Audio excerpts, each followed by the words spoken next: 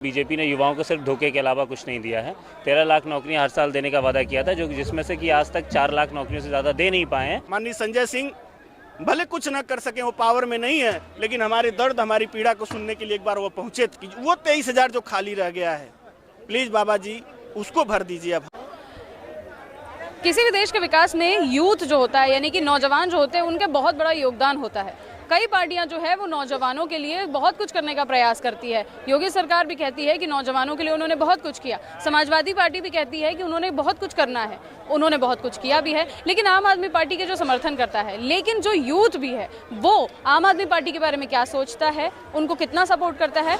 अरविंद जी ने बताया कि शिक्षा पे, रोजगार पे, बिजली पे, ऐसे बुनियादी मुद्दों पे उन्होंने बात कही। आपका क्या कहना है बाकी पार्टी से और आम आदमी पार्टी का, अगर आप कंपेयर करें तो? देखिए, दुनिया जानती है और अब तो पूरा भारत इस चीज़ को मान रहा है कि अरविंद केजरीवाल और बाकी की पार्टियों में और आम आदमी पार्टियों में सिंपल सा एक अंतर है कि और पार्टियां राजनीति करने के लिए आती हैं, उनको जोड़ घटाओ तोड़ में, इसी सब चीज़ों में मज़ा आता है। अरविंद जी ने बोला मुझे राजनीति नहीं आती, और अरविंद जी को राजनीति नहीं आती। एक्चुअली आम आदमी पार्टी को राजनीति आती है। आम आदमी पार्टी बुनियादी मुद्दों पे बात करती है, शिक्षा, स्वास्थ्य, बिजली, पानी, ये बुनियादी मुद्दे हैं। और फिर सबसे बड़ा मुद्दा तो ये आपका बेरोजगारी का, जो आम आदमी पार्टी अब डिक्लेयर करने जा रही है कि बेरोजगारों को प्रत्येक साल दिल्ली में 10 लाख नौकरियां दी जाएंगी, उत्तर प्रदेश में भी 10 लाख नौकरियां हर साल दी जाएंगी, बेरोजगारी भत्ता 5,000 रुपये हर माह दिया जाएगा। तो और पार्टी सिर्फ वादे ही करती है, लेकिन आज तक जनता को कुछ दिया तो है नहीं। अच्छा, बीजेपी के बारे में क्या कहना चाहेंगे? देखिए, मैं अगर एज अ युवा और युवाओं की तरफ से बोलूं तो बीजेपी ने युवाओं को सिर्फ धोखे के अलावा कुछ नहीं दिया है। 13 लाख नौकरियां हर साल देने का वादा किया था, जो जिसमें से कि आज तक 4 लाख नौकरियों से ज़्यादा दे नहीं पाए हैं। लगभग 38 भर्तियाँ UP-SSC की भी उत्तर प्रदेश के अंदर पेंडिंग पड़ी हुई हैं। कई सारे युवा बेरोजगार जो है वो सड़कों पे उतरते हैं, फिर पुलिस के द्वारा उनके ऊपर। एंटरप्रेन्योरशिप के बारे में क्या कहना है, जो खुद का बिजनेस ऑन करना चाहते हैं? एंटरप्रेन्योरशिप अगर कंपैरिजन करें आम आदमी पार्टी गवर्नमेंट दिल्ली और बाकी की गवर्नमेंट्स के बीच, तो हाँ, आम आदमी पार्टी का जो शिक्षा मॉडल है वो एंटरप्रेन्योर्स को ही जन्म दे रहा है अब इस वक्त, जो आने वाले समय में खुद का बिजनेस। तो यूपी में जो सरकारी नौकरी वाला चल रहा है, उसके बारे में क्या कहना है? देखिए, सरकारी नौकरी, पहली चीज़ तो ये कि लोगों को पहले सरकारी नौकरी दे के समृद्ध तो बना दो भैया, कि कम से कम लड़का पढ़ाई करता है, माँ बाप पैसा खर्च करते हैं, उसको नौकरी तो लगे, कम से कम उसका परिवार तो चले।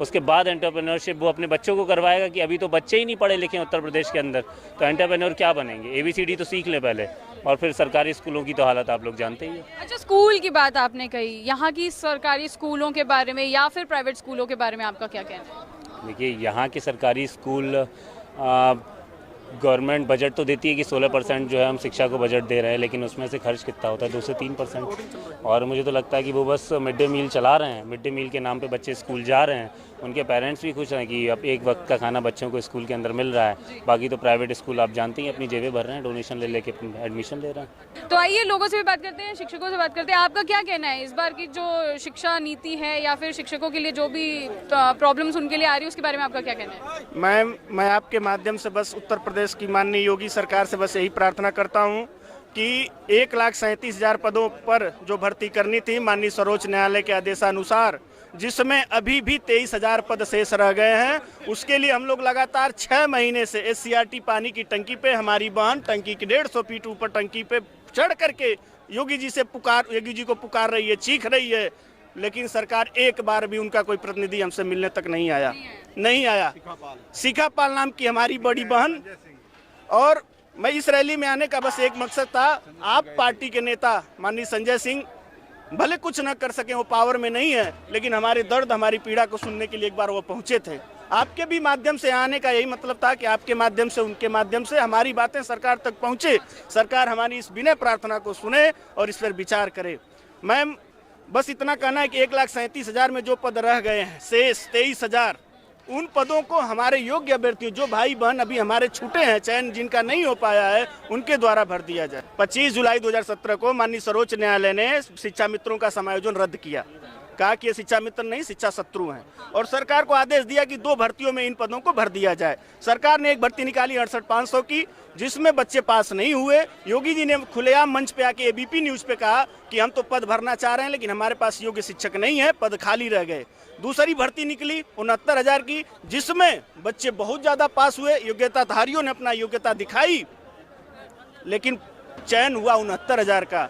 अब वही योग्यताधारी बाबा जी से अब मांग कर रहे हैं कि वो 23,000 जो खाली रह गया है, प्लीज बाबा जी उसको भर दीजिए। अब हमारे प्लीज बाबा जी, जो 23,000 जो सीटें खाली रह गई हैं उसे भर दीजिए। भर दीजिए, यही कहना है, यही मांग है हमारे योग्य शिक्षकों द्वारा, जो शिक्षकों द्वारा भर दीजिए। जो कट ऑफ जो है उन्होंने रखी थी, सरकार ने रखी थी, उस कट ऑफ को के मानक को ये बच्चे पास किए हैं।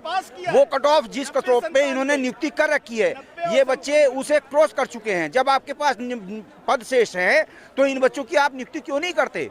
उन्हीं पदों पर करिए। आपको पीछे आपने को जो है कैरी फॉरवर्ड करनी चाहिए थी, लेकिन कैरी फॉरवर्ड उनमें नहीं जोड़ी आपने 69,000 में। तो आप जो हैं अगली, अब ये जो शेष बच्चे रह गए हैं, इनमें से योग्य अभ्यर्थियों से भर दीजिए उन पदों को।